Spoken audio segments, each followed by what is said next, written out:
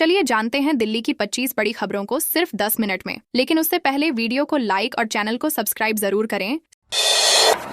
CM Rekha Gupta का ऐलान, pink सहेली स्मार्ट कार्ड होगा लॉन्च। दिल्ली की मुख्यमंत्री रेखा गुप्ता ने महिलाओं और ट्रांसजेंडर व्यक्तियों के लिए पिंक सहेली स्मार्ट कार्ड लॉन्च करने की घोषणा की है। इस कार्ड के जरिए महिलाएं और 12 वर्ष से अधिक उम्र की बच्चियां डीटीसी ऑफ क्लस्टर बसों में मुफ्त यात्रा कर सकेंगी। रेखा गुप्ता ने कहा कि यह योजना नारी शक्ति को सम्मान और सुविधा देने की दिशा में बड़ा कदम है। साथ ही दिल्ली सरकार ने गैर सहायता प्राप्त निजी स्कूलों को मान्यता देने का निर्णय लेकर शिक्षा के क्षेत्र में ऐतिहासिक कदम बढ़ाया है। देवोत्थान एकादशी पर तुलसी शालिग्राम विवाह के साथ चातुर्मास का हुआ समापन। देवोत्थान एकादशी पर भगवान विष्णु के जागने के साथ ही दिल्ली के मंदिरों में भक्ति का माहौल छा गया। जगह जगह तुलसी शालिग्राम विवाह का आयोजन हुआ, जिससे चातुर्मास का समापन और मांगलिक कार्यों की शुरुआत मानी गई। सदर बाजार के गिंदौड़ियान मंदिर में महिलाओं ने पारंपरिक रीति से तुलसी विवाह कराया। मंगल गीतों और हवन के साथ श्रद्धालुओं ने भगवान शालिग्राम और तुलसी माता की आराधना की और बेटी की तरह भावभीनी विदाई दी। दिल्ली सरकार 55 किलोमीटर लंबे रिंग रोड को एलिवेटेड कॉरिडोर में बदलेगी। दिल्ली की परिवहन व्यवस्था को बेहतर बनाने के लिए पीडब्ल्यूडी ने बड़ी योजना बनाई है। 55 किलोमीटर लंबे महात्मा गांधी रोड को एलिवेटेड कॉरिडोर में बदला जाएगा। परियोजना की डीपीआर और व्यवहार्यता रिपोर्ट बनाने का कार्य एकाम इंडिया प्राइवेट लिमिटेड को सौंपा गया है, जो 6 महीने में रिपोर्ट सौंपेगी। इस योजना से ट्रैफिक जाम में कमी आएगी और राजधानी में आवागमन और तेज होगा। पूरा काम 6 हिस्सों में विभाजित किया जाएगा। दिल्ली में प्रदूषण का कहर, 13 इलाकों में AQI 4 के पार। दिल्ली की हवा रविवार को बेहद खतरनाक स्तर पर पहुंच गई। सुबह AQI 467 यानी अति गंभीर दर्ज किया गया, जो शाम तक घटकर 180 और रात में 208 रहा। राजधानी के 13 इलाकों में AQI 400 के पार रहा। मौसम विभाग के अनुसार हवा की गति कम और धुंध बढ़ने से सुधार की संभावना फिलहाल नहीं है। वायु गुणवत्ता चेतावनी प्रणाली ने भी अगले कुछ दिनों में हालात बिगड़ने की आशंका जताई है। लोगों को घर से बाहर निकलने में भी दिक्कत हो रही है। MCD को 1115 करोड़ रुपए का फंड मिलने का रास्ता होगा। साफ आर्थिक संकट से जूझ रहे MCD को जल्द ही दिल्ली सरकार से राहत मिलने वाली है। सरकार 1115 करोड़ रुपए का लोन देने की तैयारी में है। कैबिनेट की मंजूरी के बाद फंड जारी होगा। इसमें से 500 करोड़ रुपए कचरा उठाने वाली एजेंसियों के भुगतान में और 615 करोड़ रुपए सड़कों की सफाई के लिए नई मशीनें खरीदने में खर्च होंगे। यह फैसला MCD की व्यवस्था को सुचारू करने और शहर की स्वच्छता को सुधारने के लिए लिया गया है। दिल्ली के नत्थू कॉलोनी फ्लाईओवर पर 7 साल से जांच जारी। दिल्ली के नत्थू कॉलोनी चौक स्थित फ्लाईओवर के निर्माण में लापरवाही के मामले में 7 साल बाद भी जांच पूरी नहीं हो सकी है। फ्लाईओवर के निर्माण के 2 साल बाद ही इसका हिस्सा टूटने लगा था, जिसके बाद बड़े वाहनों की आवाजाही पर रोक लगाई गई थी। अब भी तकनीकी रिपोर्ट अधूरी है और दोषी अधिकारी तय नहीं हो पाए हैं। DTTDC की यह लापरवाही सरकार के इंजीनियरिंग विभागों की जवाबदेही पर सवाल खड़े करती है।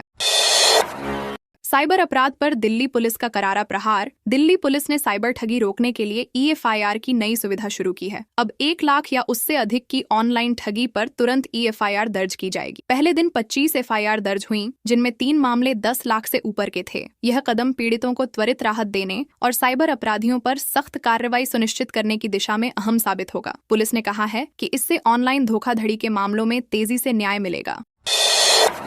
प्रदूषण के चलते दिल्ली बॉर्डर पर वाहनों की कड़ी जांच। वायु प्रदूषण पर नियंत्रण के लिए दिल्ली पुलिस और परिवहन विभाग ने सीमाओं पर सख्ती बढ़ा दी है। BS3 और उससे कम मानक वाले व्यावसायिक वाहनों के प्रवेश पर रोक लगाई गई है। 23 बॉर्डर चौकियों पर विशेष टीमें तैनात की गई हैं। बस और टैक्सी को छूट दी गई है, पर ट्रक और भारी वाहनों की जाँच सख्ती से की जा रही है। दिल्ली सरकार ने प्रतिबंधित वाहनों के लिए चेतावनी पोस्टर लगाए और पर्यावरण नियमों के उल्लंघन पर भारी जुर्माने का आदेश दिया है।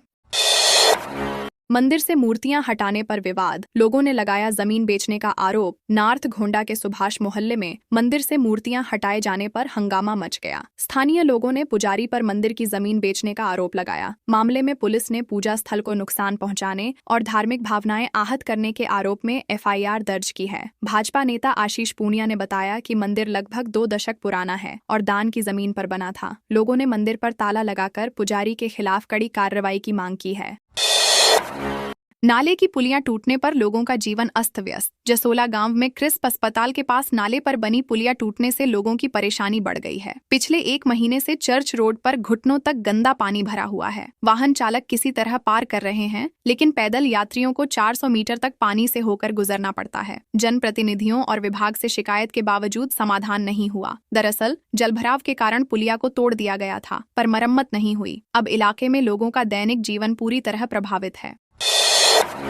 आज जारी होगी निगम चुनाव की अधिसूचना। दिल्ली नगर निगम के 12 वार्डों में उपचुनाव की अधिसूचना आज जारी होगी। इसके साथ ही नामांकन प्रक्रिया भी शुरू हो जाएगी, जो 10 नवंबर तक चलेगी। नामांकन सुबह 11 से दोपहर 3 बजे तक संबंधित रिटर्निंग ऑफिसर के पास किए जा सकेंगे। सामान्य प्रत्याशियों को 5,000 रुपए और अनुसूचित जाति के प्रत्याशियों को 2,500 रुपए सुरक्षा राशि जमा करनी होगी। आयोग ने सभी की जानकारी वेबसाइट पर जारी की है। नामांकन के दौरान प्रत्याशी केवल 2 लोगों के साथ रह सकेंगे।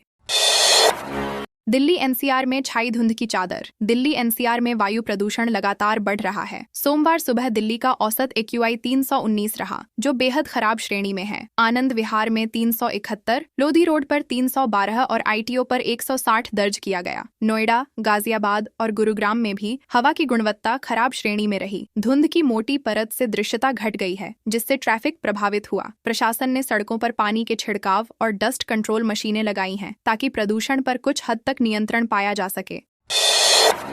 पलक झपकते ही पार कर देते थे वाहन। उत्तर पश्चिम दिल्ली में खड़ी गाड़ियों की रेखी कर चोरी करने वाले गिरोह के सरगना को पुलिस ने गिरफ्तार किया है। आरोपी के कब्जे से 7 स्कूटी और 1 मोटरसाइकिल बरामद हुई है। वह नशे की लत पूरी करने और जल्दी पैसा कमाने के लिए वारदातें करता था। पुलिस को सूचना मिली थी कि युवक चोरी की स्कूटी पर ब्रिटानिया चौक के पास घूम रहा है। मौके पर पहुंची AATS टीम ने उसे पकड़ लिया। अब पुलिस उसके अन्य साथियों की तलाश कर रही है।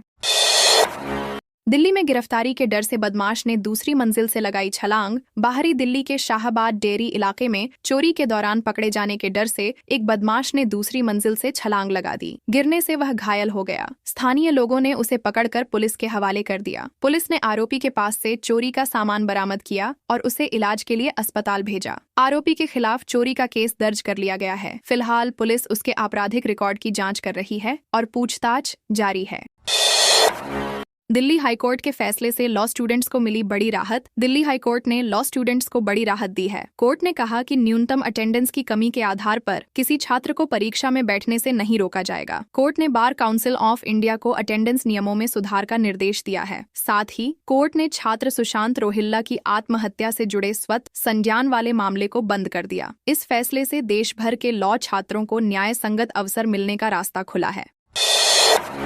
आनंद विहार नमो भारत स्टेशन पर और मजबूत हुई यात्रियों की सुरक्षा। NCRTC ने यात्रियों की सुरक्षा बढ़ाने के लिए आनंद विहार नमो भारत स्टेशन के पास नई पुलिस चौकी बनाई है। यह चौकी अब औपचारिक रूप से दिल्ली पुलिस को सौंप दी गई है। यात्री अब किसी भी आपात स्थिति में तत्काल पुलिस सहायता प्राप्त कर सकेंगे। यह चौकी स्टेशन के गेट नंबर 2 के पास स्थित है और पड़पड़गंज इंडस्ट्रियल एरिया थाना क्षेत्र के अंतर्गत काम करेगी। इससे स्टेशन परिसर और आसपास के क्षेत्र में सुरक्षा और निगरानी और अधिक सुदृढ़ हो गई है।